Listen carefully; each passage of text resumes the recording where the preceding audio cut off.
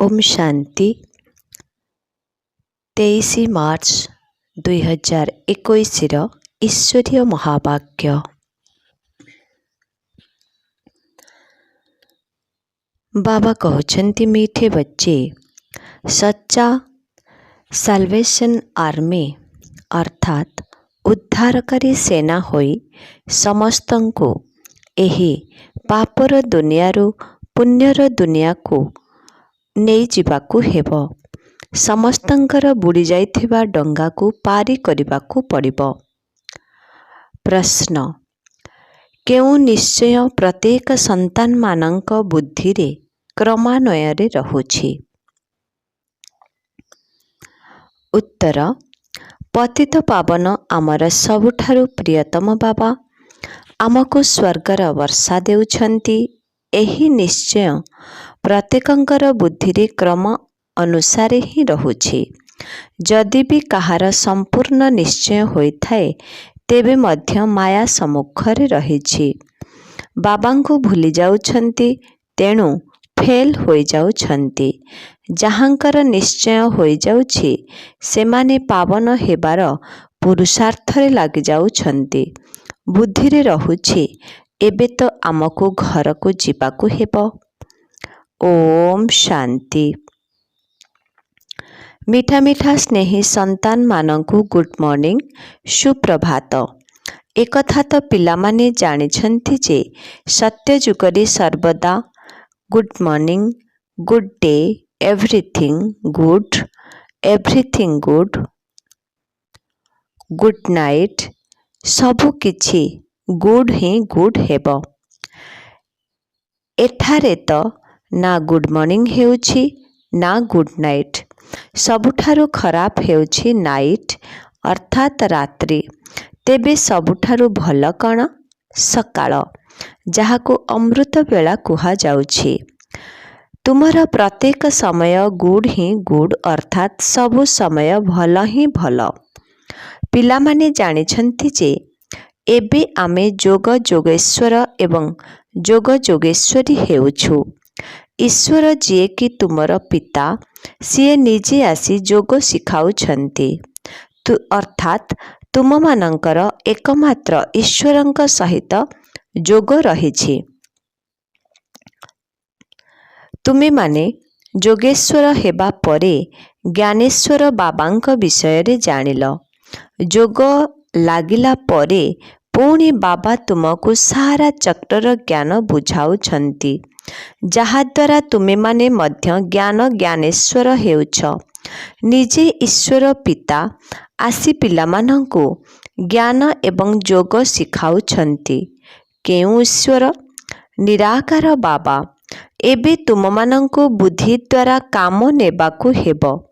गुरु मानंकर तो बहुत मत रहिछि।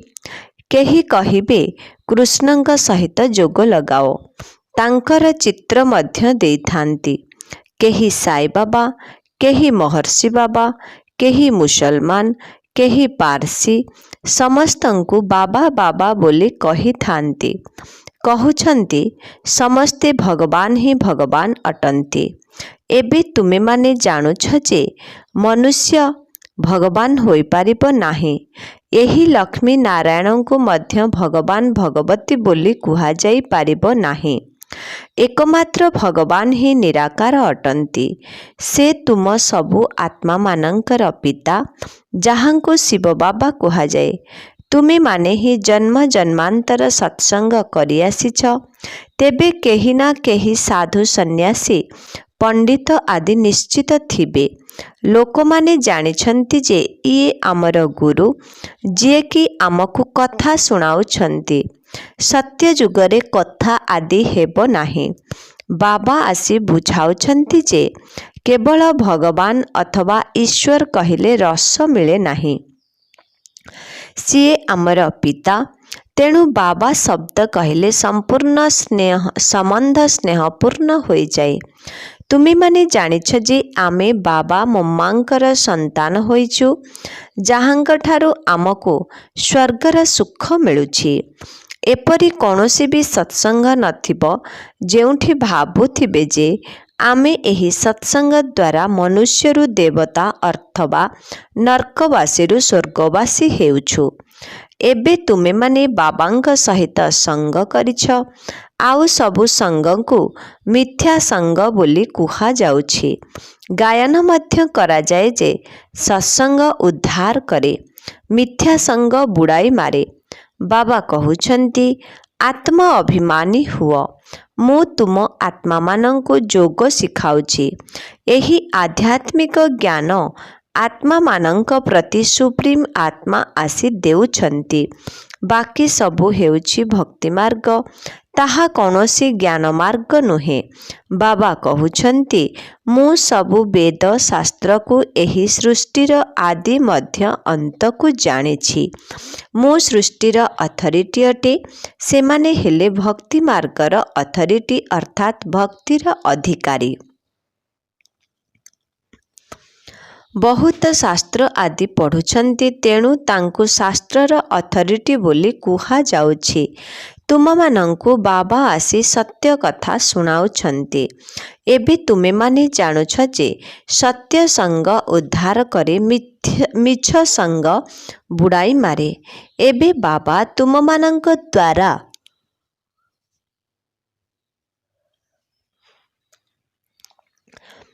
एबे बाबा तुममानंक द्वारा भारत को उद्धार करुछंती। तुमे हेलो आत्मा को उद्धार करुथिबा श्रेना, समस्तंको उद्धार करुछ। बाबा कहउछंती जे जेउ भारत दिने स्वर्ग थिला ताहा एबे नर्क होई जाइछि, संपूर्ण भावरे बुड़ी जाइछि। बाकी स्वर्ग कोनोसी सागर तले नाही। तुमे माने सतो प्रधानरु तमो प्रधान होई जाइछ।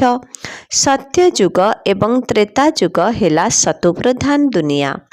एहा जेपरी एक बड़ स्टीमर, जेउ स्टीमर रे तुमे माने बसिछ।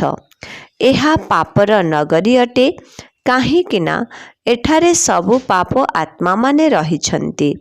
वास्तवरे गुरु केवल जणे, जहांको केही भी जानि नाहांती। समस्ते सबुबेले कहउछंती ओ गॉड फादर, हे ईश्वरीय पिता। एहीपरि कहूनाहांती जे गॉड फादर कम प्रिसेप्टर अर्थात सीए पिता सहित धर्मस्थापक मध्य ना, तांकु केवल फादर बोली कहउछंती। से हेले पतित पावन, तेणु गुरु मध्य होइगले। तेणु तेबे जिए समस्तंकर पतित पावन सद्गति दाता केवल जणे, तेबे सीए समस्तंकर पतित पावन सद्गति दाता केवल जणे। एही पतित दुनिया रे कौनसी भी मनुष्य सद्गति दाता अथवा पतित पावन होई परिबे नाही। बाबा कहउछंती एठारे केते एडल्ट्रेशन अर्थात अपमिश्रण एवं दुर्नीति आदि हेउछि। एबे मोते कन्या मातांक द्वारा समस्तंको उद्धार करिबाकु हेबो। तुमे सबु ब्रह्मा कुमार कुमारी अट, तेणु परस्पर भाई भौणी होइगल। नचेत जेजेंकर वर्षा किपरि मिलिबो? जेजेंक ठारू 21 जन्मर वर्षा अर्थात स्वर्गर राजत्व प्राप्त हेउछि। देख केते बड़ रोजगार हेउछि। एहा हेउछि सत्य रोजगार, जहाकि सत्य बाबांक द्वारा हेउछि। वास्तवरे बाबा हेउछंती आमर पिता, शिक्षक एवं सद्गुरु। एठारे एहीपरि नुहे जे गुरु मरिगले चेलांकु गद्दी मिलिजिबो।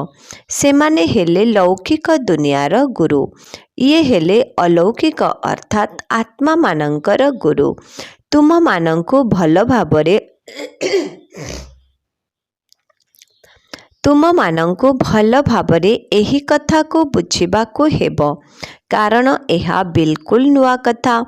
तुमे जानिछ जे आमको कौनसी मनुष्य पाठ पढ़ाऊ नाहंती।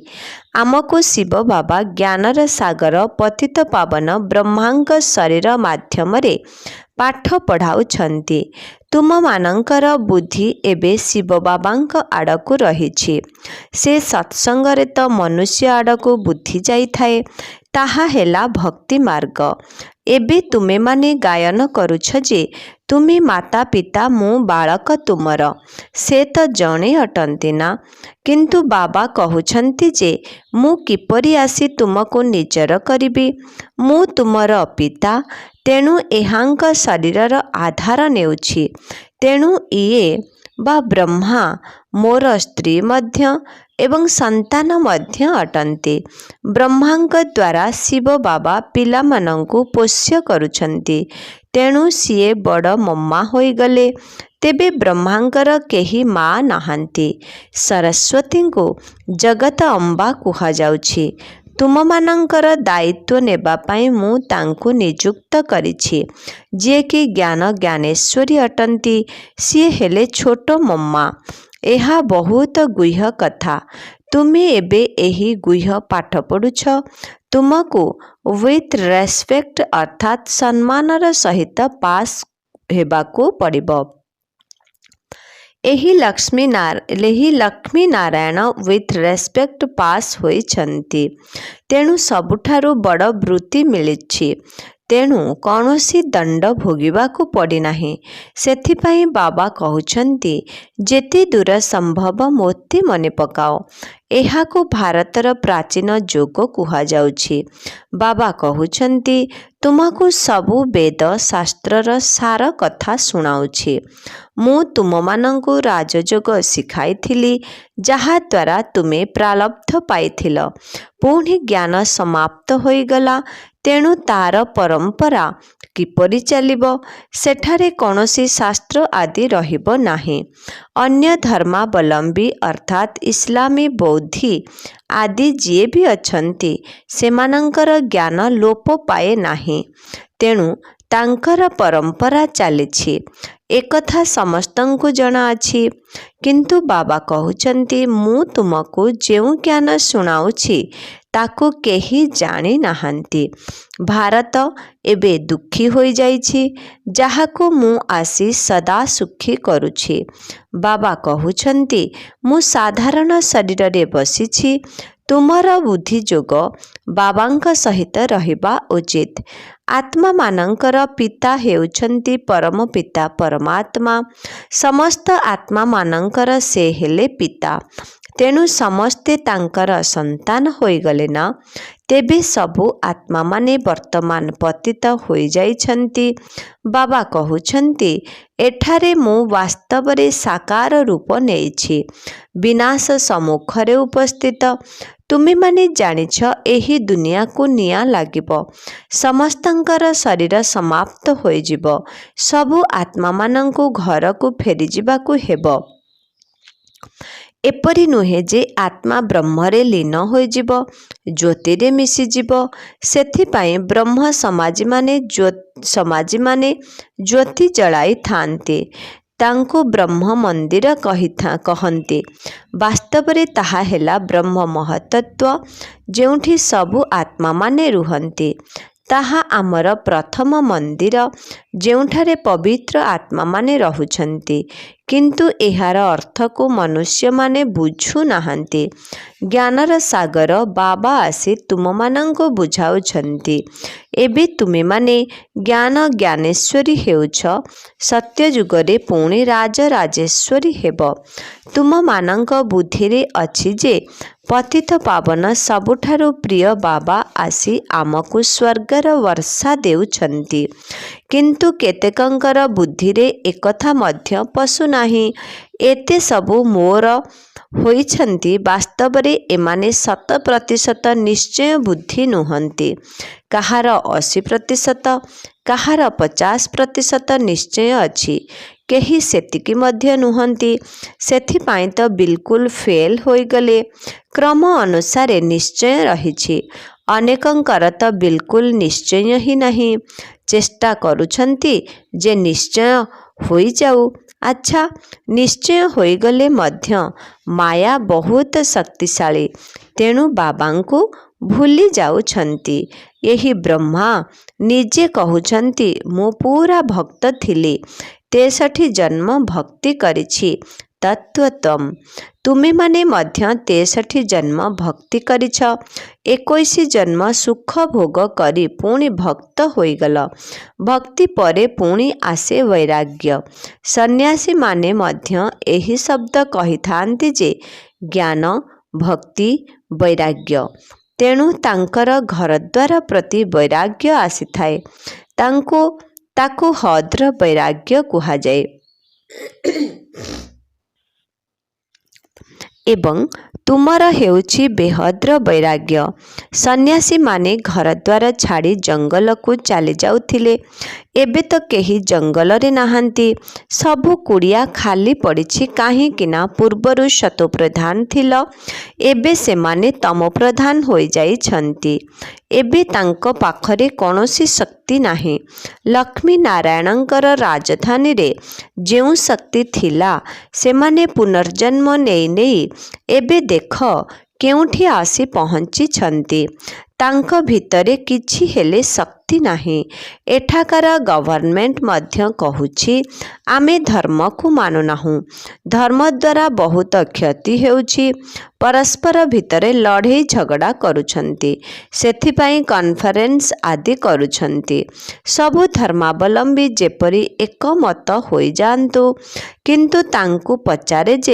କିନ୍ତୁ ତାଙ୍କୁ ପଚାର ଯେ ସେମାନେ ପରସ୍ପର ଏକ କିପରି ହୋଇପାରିବେ? ଏବେ ତ ସମସ୍ତେ ଘରକୁ ଯିବେ। ବାବା ଆସିଛନ୍ତି। ଏହି ଦୁନିଆ ଏବେ କବରସ୍ଥାନ ହୋଇଯିବ। ବାକି ଏହା ତ ଭିନ୍ନ ଭିନ୍ନ ଧର୍ମର ବୃକ୍ଷ। ଏକ କିପରି ହେବ? କିଛି ହେଲେ ବୁଝୁନାହାନ୍ତି। ଭାରତରେ ଏକ ଧର୍ମ ଥିଲା। ସେମାନଙ୍କୁ ଅଦ୍ୱୈତ ମତଧାରୀ ଦେବତା କୁହାଯାଉଥିଲା। ଦୈତ୍ୟ ଅର୍ଥ ଦୈତ୍ୟ। ବାବା କହୁଛନ୍ତି ତୁମର ଏହି ଧର୍ମ ବହୁତ ସୁଖଦାୟୀ ଅଟେ। ତୁମେ ଜାଣିଛ ଯେ ପୁନର୍ଜନ୍ମ ନେଇ ନେଇ ଆମକୁ ପୁଣି 84 ଜନ୍ମ ଭୋଗ କରିବାକୁ ହେବ। ଏହି କଥା ଉପରେ ନିଶ୍ଚୟ ହୋଇଯାଉ ଯେ ଆମେମାନେ ହିଁ 84 ଜନ୍ମ ଭୋଗିଛୁ। ଆମକୁ ହିଁ ଯିବାକୁ ହେବ ଏବଂ ପୁଣି ଆସିବାକୁ ହେବ।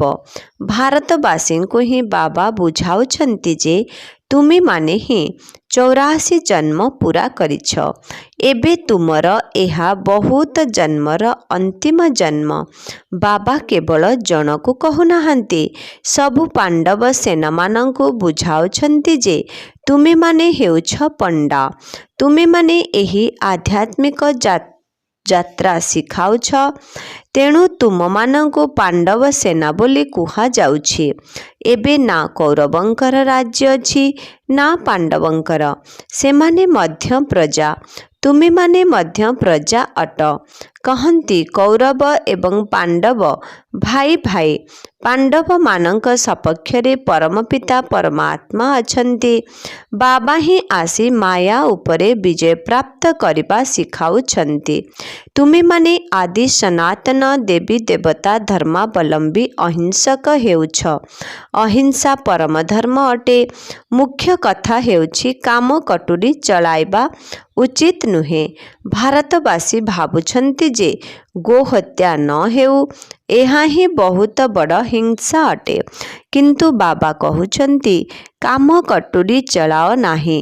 ଏହାକୁ ହିଁ ସବୁଠାରୁ ବଡ଼ ହିଂସା କୁହାଯାଉଛି। ସତ୍ୟ ଯୁଗରେ ନା କାମ କଟୁରୀ ଚଳାଇବେ ନା ଲଢ଼ାଇ ଝଗଡ଼ା ଚାଲିବ। ଏଠାରେ ତ ଉଭୟ ଚାଲୁଛି। କାମ କଟାରୀ ହିଁ ଆଦି ମଧ୍ୟ ଅନ୍ତ ଦୁଃଖ ଦେଇଥାଏ। ତୁମେ ସିଡ଼ିରେ ତଳକୁ ଖସୁଛ। ତୁମେ ଭାରତବାସୀ ହିଁ 84 ଜନ୍ମ ନେଇଛ। ଏଠାରେ ଲକ୍ଷ୍ମୀ ନାରାୟଣଙ୍କର ରାଜ୍ୟ ଥିଲା। ପୁଣି ପୁନର୍ଜନ୍ମ ନେଉଛ। ଗୋଟିଏ ଗୋଟିଏ ଜନ୍ମ ଗୋଟିଏ ଗୋଟିଏ ପିଢ଼ି ଅଟେ। ଏଠାରୁ ତୁମେ ଏକଦମ ଉପରକୁ ଲମ୍ଫ ମାରୁଛ। 84 ପିଢ଼ି ଓହ୍ଲାଇବାରେ ତୁମକୁ 5000 ବର୍ଷ ଲାଗୁଛି। କିନ୍ତୁ ଏଠାରୁ ତୁମେ ଗୋଟିଏ ସେକେଣ୍ଡରେ ଚଢ଼ି ଯାଉଛ। ସେକେଣ୍ଡରେ ଜୀବନ ମୁକ୍ତି କିଏ ଦେଉଛି? ବାବା। ଏବେ ସମସ୍ତେ ଏକଦମ ତଳକୁ ଖସି ଯାଇଛନ୍ତି। ଏବେ ବାବା କହୁଛନ୍ତି କେବଳ ମୋତେ ମନେ ପକାଅ। ଏକଥା ବୁଦ୍ଧିରେ ମନେ ରଖିବାକୁ ହେବ ଯେ एबे नाटक पूरा हेबाकु जाउछि, आमकु घरकु फेरी जिबाकु हेब। तेणु निजर बाबा एवं घरकु मने पकाइबाकु हेब। प्रथमे बाबांको मने पकाइबाकु हेब, से ही तुमकु घरर रास्ता बताउछन्ति। बाबांको मने पकाइले विकर्म विनाश हेब। ब्रह्मको मने पकाइले गोटिए हेले पाप कटिब नाही। परमात्मा ही पतित पावन अटन्ति। से किपरि पावन कराउछन्ति एकथा दुनियारे केही हेले बुझी पारिबे नाही। बाबांको आसी स्वर्गर स्थापना करिबाकु पडुछि। बाबा एठाकु आसुचन्ति, सेथिपाई तुमे माने तांकर जयंती पालन करुछ। किंतु किए केबे आसिले एकथा कही हेब नाही जे यही घड़ी यही तिथि तारिखरे आसिले। शिव बाबा केबे आसिथिले एकथा किपरि कहि पारिबे? बहुत साक्षात्कार हेउछि। पूर्वरु आमे मध्य सर्वव्यापी बोली भाबुथिलु, अर्थवा कहि देउथिलु जे आत्मा सो परमात्मा। एबे तांकु यथार्थ भावरे जानुछु। बाबा दिन को दिन गुह्य कथा सुनाउछन्ति। तुमे माने केते साधारण किंतु केते श्रेष्ठ ज्ञान शिखुछ। अच्छा, मीठे मीठे शिखिलधे संतान मानंक प्रति मात पिता बाप दादांकर मधुर स्नेह भरा स्मृति एवं सुप्रभात। आत्मिक पितांकर आत्मिक संतान मानंकु नमस्ते। आत्मिक संतान मानंकर आत्मिक पितांकु ओम शांति नमस्ते। धारणा पाई मुख्य सार 1 नंबर, सम्मानर सहित पास हेबा पाई दंडरु मुक्त हेबार पुरुषार्थ करिबाकु हेबो। जोगयुक्त रहिबा द्वारा ही पाठ पढ़ारे वृत्ति नेबार अधिकारी होई पारिबो। 2 नंबर, सच्चा सच्चा पंडा होई समस्तंकु आत्मिक तीर्थ यात्रा कराइबाकु हेबो। कौनसी प्रकारर हिंसा करिबार नाही। वरदान, मास्टर सर्वशक्तिमान स्मृति द्वारा मायाजित तथा जगतजित विजयी हुओ। जेउ पिलामाने बहुत चिंता करुछन्ति जे माया काहीकि आसीगला, किपरि आसीगला, तेणु माया मध्य सेमानंकु विचलित अवस्थारे देखि आहुरी अधिक आक्रमण करुछि। सेथिपाई चिंता करिबा परिवर्ते सर्वदा मास्टर सर्वशक्तिमानर स्मृति रे रुह, तेबे विजयी होइजिब। कारण मायार एही सबु छोट छोट रूप ही तुम मानंकु विजयी रत्न करिबार निमित्त हेब। सेथिपाई निजकु मायाजित जगतजित मने करी माया उपरे विजय प्राप्त कर। दुर्बल हुओ नाही। माया को चैलेंज कर अर्थात आह्वान कर। स्लोगन, जदि प्रत्येक आत्मांक ठारो शुभ आशीर्वाद प्राप्त करिबाकु चाहुछ, तेबे निरंतर शुभ भावना एवं शुभ कामना रे स्थित रुह। ओम शांति।